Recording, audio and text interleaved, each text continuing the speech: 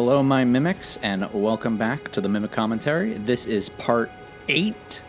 Last we left off, we chatted with Selen, and she gave us some really great dialogue about the nature of the world. If you didn't watch the end of last episode, make sure you do. As a brief recap, she essentially tells us that the vitality of life comes from golden amber. It essentially comes from the Erd tree, and that the soul comes from glintstone. You know, I explain it more robustly in the previous episode, but, you know, that's the gist. These got souls in them, and the tree has physical life in them, the Erd tree specifically. And then I also wanted to talk about another thing. In the last episode, we looked at the glintstone arc, and it said that it was granted to sorcerers who departed from the academy to embark on journeys in order to fend off large groups of would-be adversaries. Fools often roam in packs. And I noticed something funny when I was reviewing the footage, but we find wolf packs. I say wolf packs, and it didn't cross my mind that there's a connection between fools roam in packs and wolf packs. So that's most likely foreshadowing for something that we'll see later. You know, Blythe is a half-wolf. So here's one of our wolf packs. And I was commenting how I don't have a staff. And apparently, I just learned this recently too, that this right here should have a staff for us. Yeah, so guaranteed staff drop. Glintstone staff. A staff with a glintstone embedded at the tip. A catalyst for casting sorceries. Sorceries must be memorized first at a site of lost grace, and a staff must be equipped to cast them. All right, my terrible build shall move forward. But before we go up there, let's go fight some of these guys. You know, it's really interesting. There's only a few nobles around here, but for some reason, we can cast our spirit ashes. Be wary of strong foe. Well, he doesn't look that tough. Uh-oh. A rune bear? Where did that come from? Let's see how Glintstone Pebble does against him. Doesn't do much. Okay. Maybe it's not worth it. Maybe it wasn't worth it. He is a pretty strong foe. Oh, we have our wolves. I want to use a mix of all of these different spells and what have you, but it's just going to be charged heavy attacks for me. So we fought that wandering noble, and then he transformed into a bear, and then we got a brand new item. You all know what this is. The larval tear.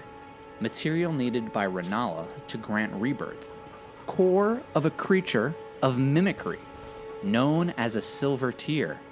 As much a substance as it is to a living organism. Material required by the amber egg cradled by Renala, queen of the full moon, to birth people anew. Being born anew allows the reallocation of attributes boosted by leveling up. So it's called the larval tear. So it's kind of like, you know, the baby form of a bug.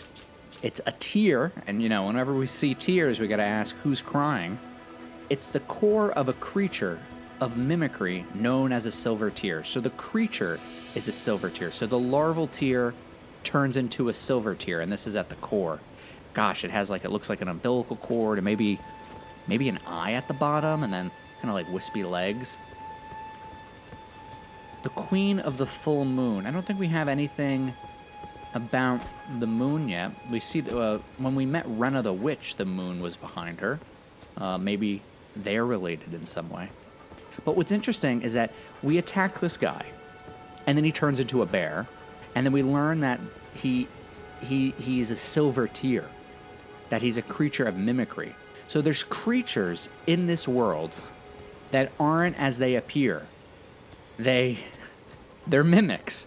So I don't know what else to say. I mean, you know, we should start thinking, okay, why was he there? Is there a purpose for that mimic to be there?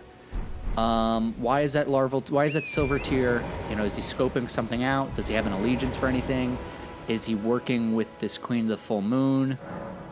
Does it actually have anything like that? Or is it just like an animal that just pretends to be things, you know? Does it have a will of its own?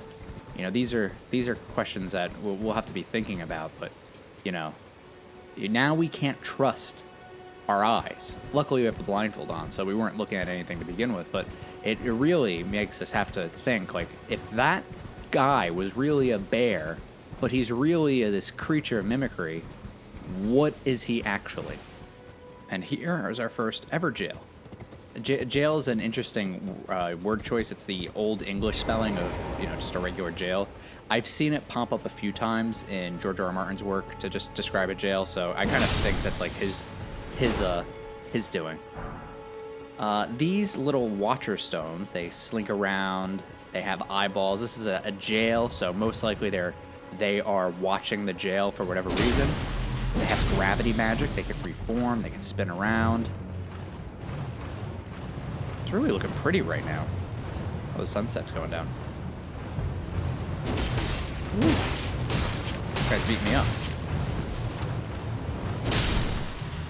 And they drop ruin fragments. These come from those fallen ruins, like straight ahead and over there, that faintly glow with the light.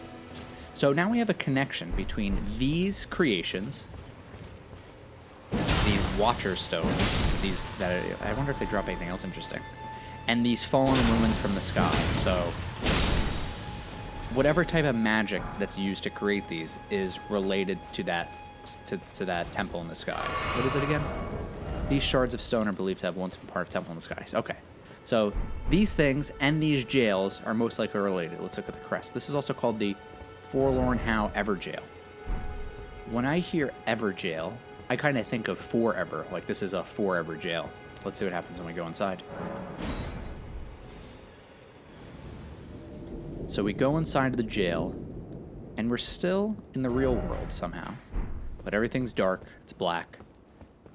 The Watcher Stones are gone, so we've been transported somewhere else.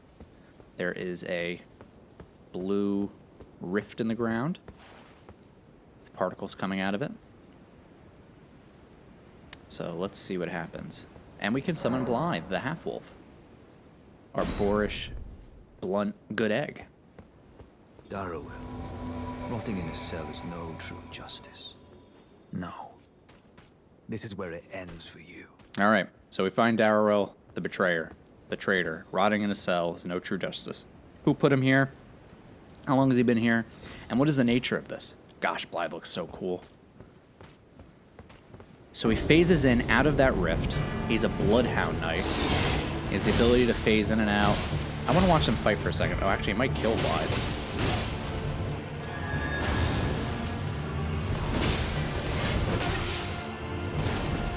He has similar movements to the Beastman of Farum Azula that we fought. Oh my god, and he killed me. Okay. I guess I should have been paying attention.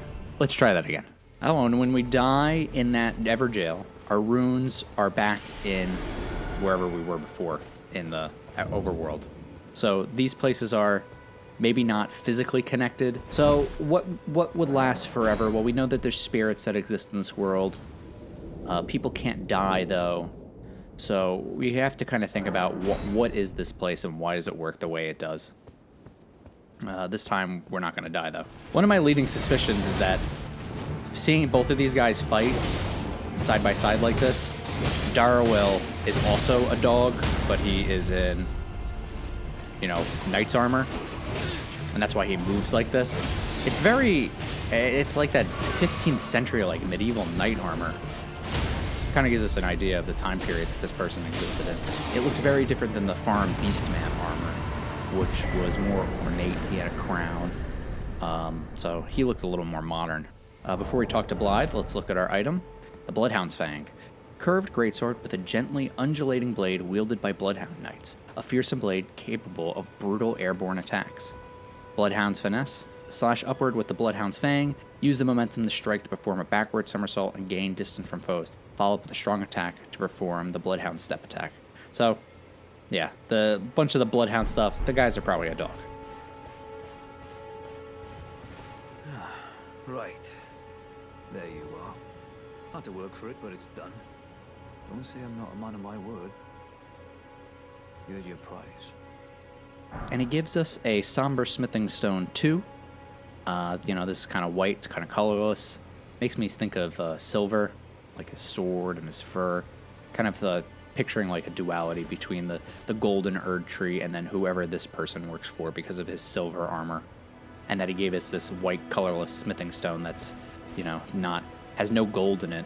Whereas the other smithing stones, as we looked before, have gold. Just so we're aware. This smithing stone has a little bit of gold tinge to it, and this one is completely colorless. And we have things like the silver larval tear, as well as silver firefly. So we see gold, silver, there's a duality here. So we're starting to see sides here. This guy looks like he's on the side of silver. Oh, the larval tear is did it say... The material required by the amber egg cradled by Renali. Okay, so egg, we have the slumbering egg here, and the crab eggs here. So we're seeing more with this egg symbolism. Anyway, let's continue talking to Blythe. Oh yes, I should say, if you venture north to Rea Lucaria and come across a venerable blacksmith who's a little on the large side, tell him I sent you, and he'll be sure to treat you right. I owe you one, I reckon. He has a blacksmith friend in Rea Lucaria, which is where the academy is. So in the lands of the academy, which is led by the Carian royal family, and he is silver, and there's magic over there. Magic is glintstone, which is spirits. So we're seeing the little duality here. We're seeing in the golden lands, we're kind of seeing more physical things, and probably in the silver lands, more spiritual things. Thanks to Selen in the last video. That's enough chit chat for now. It's time we parted ways. What do we have down there? Okay, we're not going there yet. But we could see more of these ruins popping out of the ground that we saw in a few episodes. We can see that the world right here, like there's this medieval kind of watchtower, but then the ruins, these things, it's built into this. It's coming out of the like natural stone structure. It's giving us this artificiality to the world. Like who built that up? Why is it like that? We can also see from here more of the fallen ruins, one of the catacomb statues, a tower, castle wall. Oh, we can actually see guys guarding this tower. What else? More of those ruins, the gravestones, minor Erd tree, some ruins. But we're not going to go there yet. I said we were going to go into the lake, and I do not want to break my promise. I don't want to break a vow. Breaking a vow is a heavy burden, most fearsome. So it's quite interesting. You know what the name of this channel is. You know what we talk about. But it's just very interesting that we get all of these silver connections so close to each other. That we have the mage who comes from the Magic Academy who is banished. Since she was banished from the Magic Academy, we can assume that the Carian royal family doesn't like her. Then there's the Queen of the Full Moon, who does rebirths with the Silver Tears. We find the Silver Tear right here, and then we finish Blythe's quest, and we learn more about that in Rea Lucaria. There's a blacksmith he's a friend with. He has a silver armor, and the traitor amongst the ranks was in a jail, an Ever jail. Gondrik's soldiers fighting the demi-humans. We like the demi-humans, so let's help them out. Oh, I accidentally killed one of them. Okay, I accidentally killed another one. We're not being very helpful. Oh jeez. And then we run away to shelter. We don't want to bother them.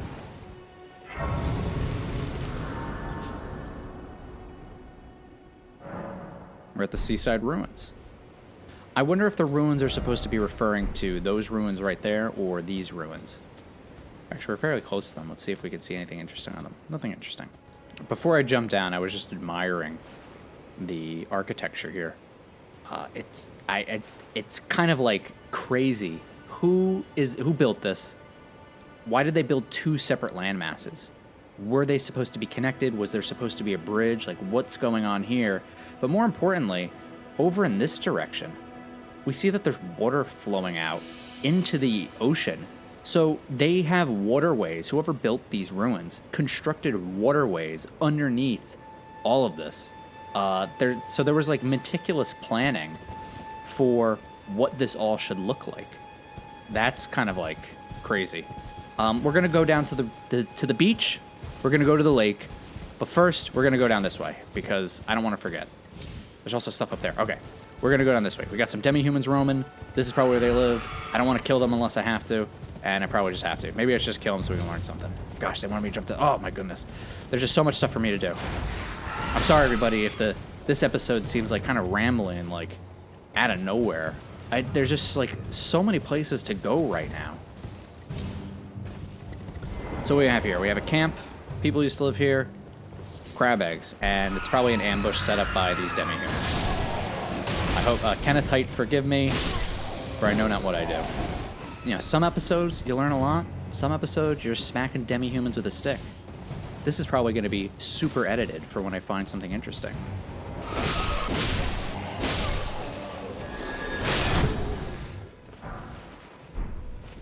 So I just murdered a little tribe of demi-humans, and my reward was a big club. A thick, solid lump of wood. Wielding this striking weapon requires no skill. A simple, primitive weapon that requires only brute strength to swing about.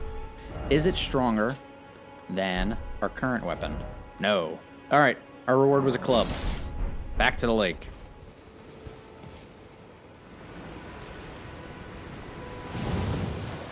The beach is just like falling off so drastically, like also builds into this artificiality of the world.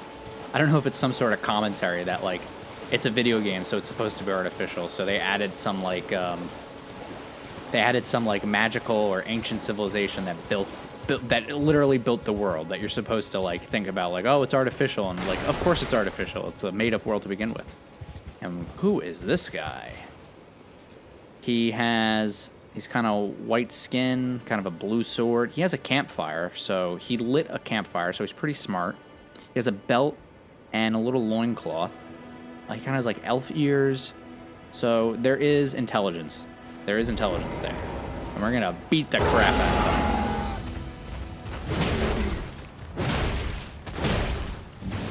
Oh, I want to see his move. Do your move. All right. Little black orb that pulls us in.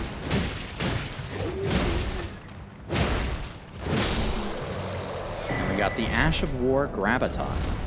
Gravitas, a skill originating from the Alabaster Lords. So this is an Alabaster Lord who had skin of stone, and his skin is made of stone. Thrust the armament into the ground to create a gravity well. In addition to dealing damage, the attack pulls enemy in. Okay, so this is an Alabaster Lord with skin made of stone, and he has the power over gravity. Why is he living down here with a little dingy campfire? That seems kind of like the Lord has fallen from grace. Perhaps the Alabaster Lords are the ones who created these structures. With the power of gravity, you would be able to lift all these stone structures to be able to, I don't know, like terraform the earth. We also found a little bit of a cave.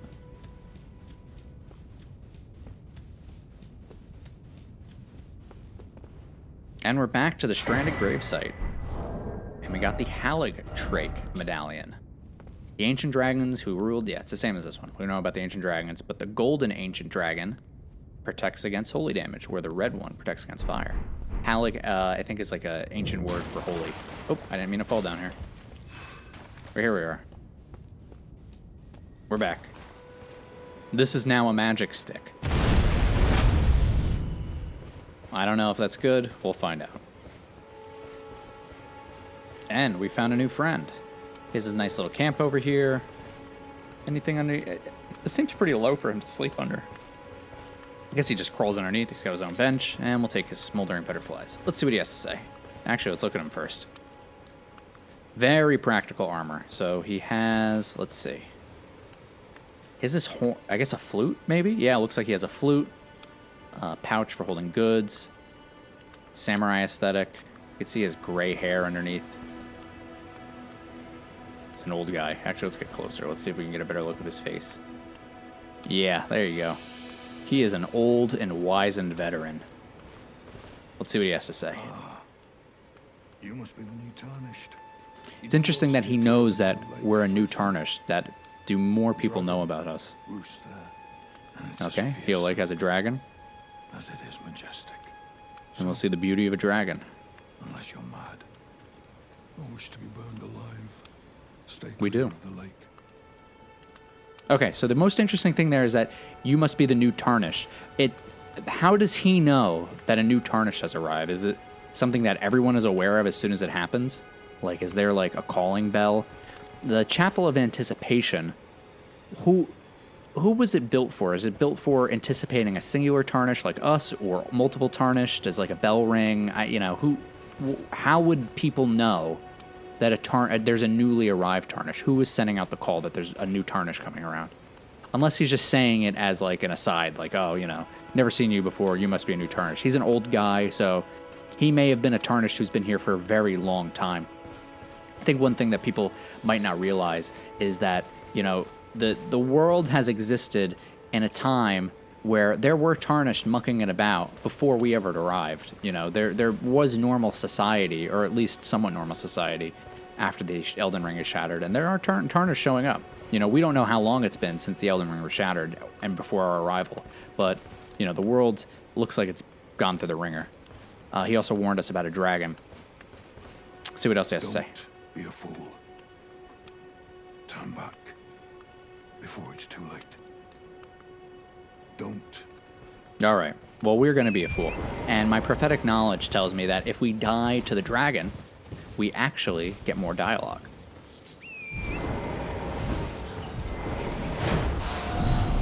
So the magic stick was worth it. It brings down the bats. And they were munching on a guy with a golden rune.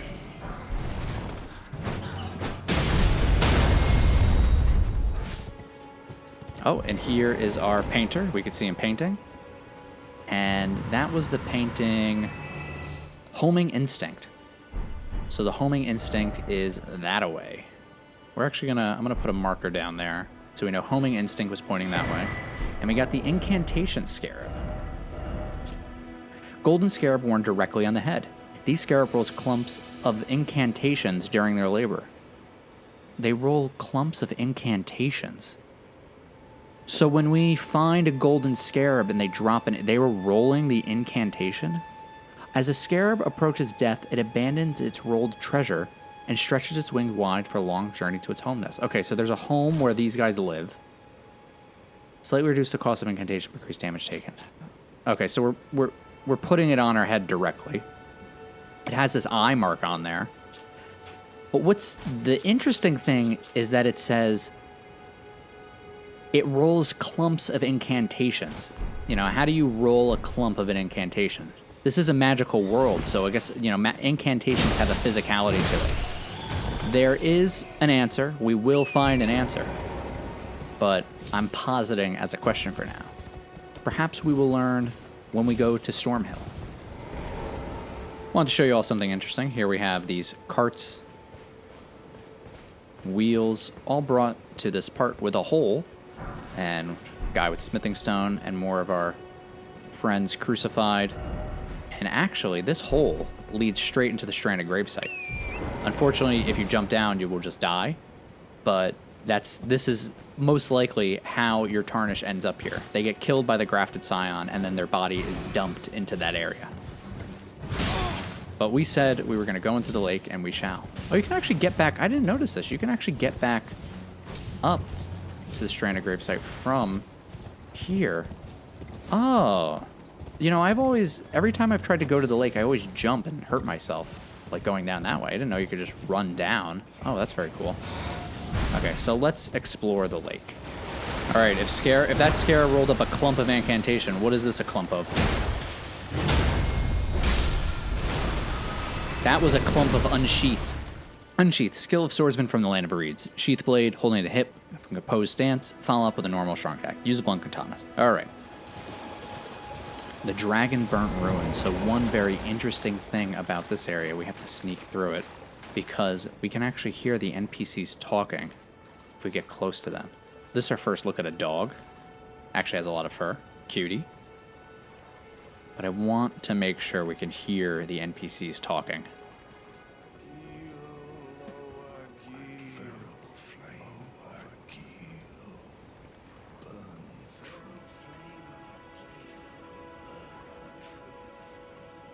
All right, this is the Dragon Burnt Ruins. They are in Agheel Lake, and they are moaning, Agheel, Agheel, feral flame burn true. In a place where I guess people can't die, getting burned to ashes might be pretty good. We also found this kind of hidden chest down here, and our treasure is the Twin Blade. Ooh, can I use it? Am I good enough to use it? No. A sword with blades at both sides of the hilt. This weapon is difficult to wield and demands high dexterity. Can be wielded with a single hand, but its true strength unlocked when dual-handing. We're going to learn more about twin blades, so let's just remember that there was a twin blade in the Dragon Burnt Ruins, and what that could mean for this area. Oh, killed a oh, wow, okay. Oh, we got two big things here.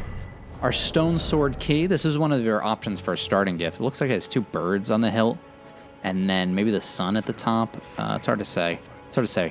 A sword-shaped stone key breaks the seal on imp statues, we found those in the catacombs, but remains embedded in the statue after use, meaning it can only be used once at a time. Think well before using one. And then we also got the rune arc, a shard of the shattered Elden Ring, and it came off of a rat. This rat was eating a corpse.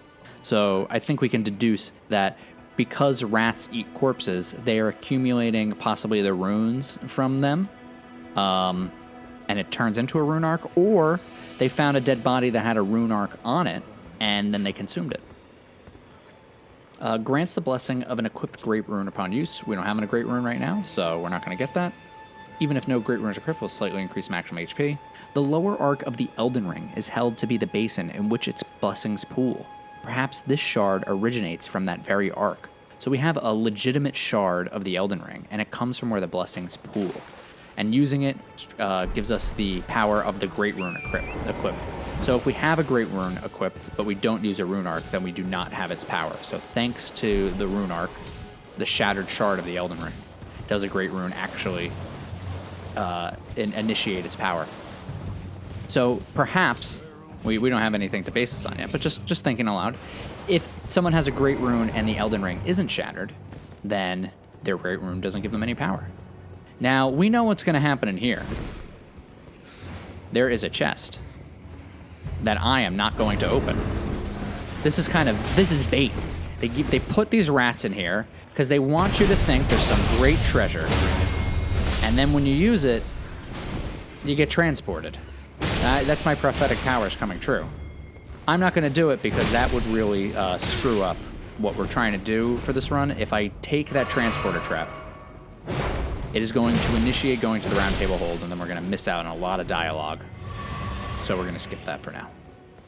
So before we approach, we see a bunch of these people from the Dragon Burnt Ruins with a different type of people.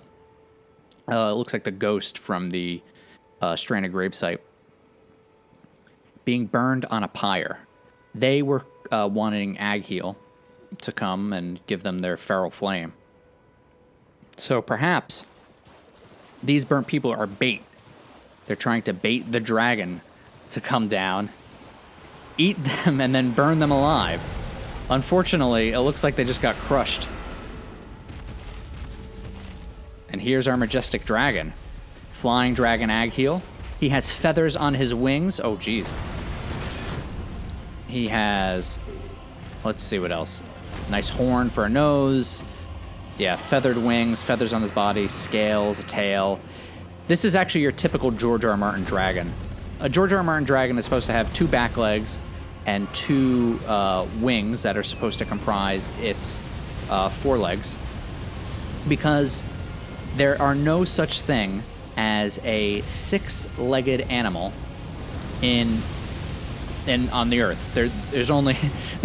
There's only every single flying animal is two legs, two wings, and the wings are either their forelegs or they just stand on the back of their legs like a bird or a bat. So this is exactly what George R. R. Martin likes for his dragons. His dragons are also supposed to...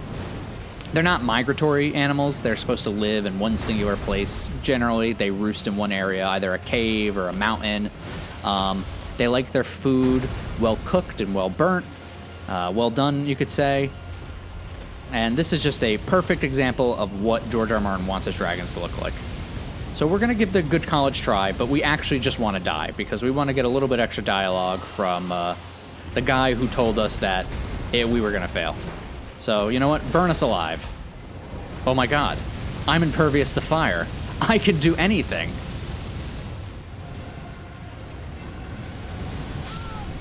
The fire harmed me.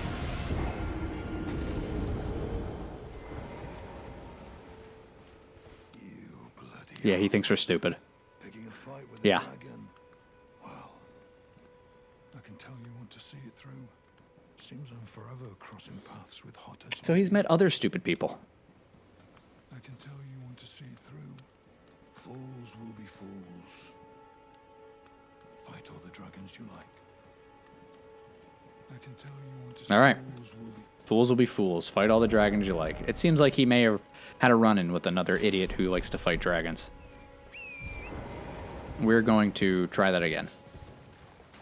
All right, so coming to Stake America, we can actually find Yura, Hunter of Bloody Fingers, can be summoned. I've never actually summoned him before for fighting the dragon, so let's see if that gives us any different dialogue. And he's fighting the animals. I don't think it's fair that he called us the halfwit. And I killed him in one hit.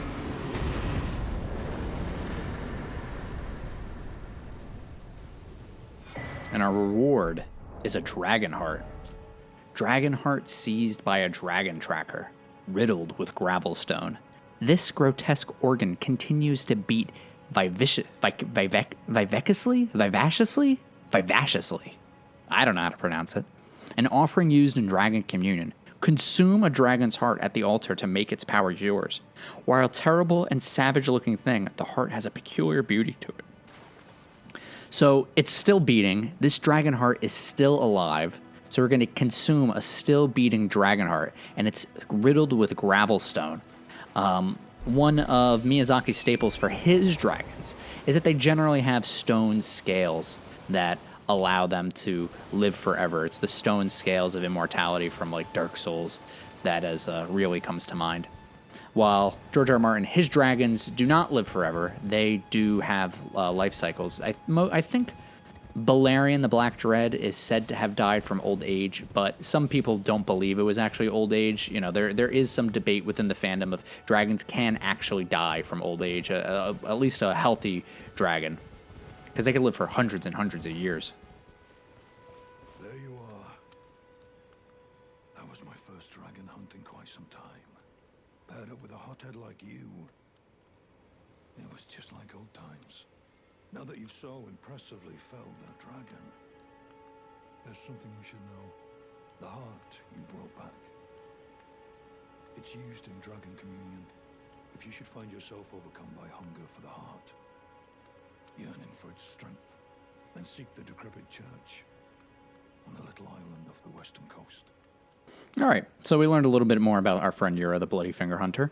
He is someone who used to hunt dragons. He knows about dragon communion, where to go, where we can go eat this heart. And he used to do this with hotheads like us. He also said it's on the little island on the far coast. And if we remember, Bach told us that the demi-human cave, or the cave that he was kicked out of, is also on the coastline. So here's our island. There's the coastline. So now we have 2 quests to go over there. We have two NPCs urging us to go in that direction to go explore, which is very, very intuitive game design. If you explore the game, talk to the characters, they will tell you where to go and where to find interesting things. You don't need a guide to figure this stuff out. You must not forget, though, those who partake in dragon communion will one day shed their humanity, their hunger for dragon, their yearning only worsens until the floodgates burst, unleashing eternal torment, the strength of a mighty dragon. Magnificent, but deadly. It's no surprise that dragon communion is ruinous. All right, so people who follow the path of dragon communion will eventually fall to this hunger. It's ruinous for them. We don't know what that looks like, what that means. Maybe it's like an addiction to hunting dragons, and then eventually you get killed by a dragon. You must not forget, though, those who partake. Oh yeah, we lose your humanity, so I guess you become just like a beast, just like the dragon itself. All right, so I think that was a pretty productive episode. We did a lot of things. We killed a dragon. We learned some spells. In the next episode, we will start exploring the rest of the lake. But until then, let's do the thing.